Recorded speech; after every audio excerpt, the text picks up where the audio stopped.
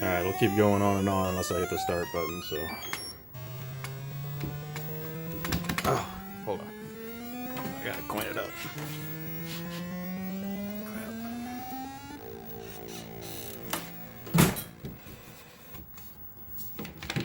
And after a little bit, I lose the sounds, and the sounds get all wonky.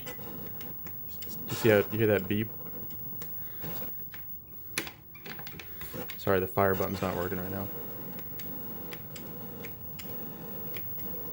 One hand in it.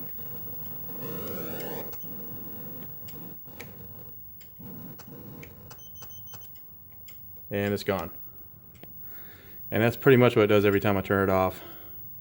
It starts out with extra man, extra life over and over and over until I start the game. Then the game starts fine, and maybe 30 seconds in, it just kind of cuts out over a 10-second period.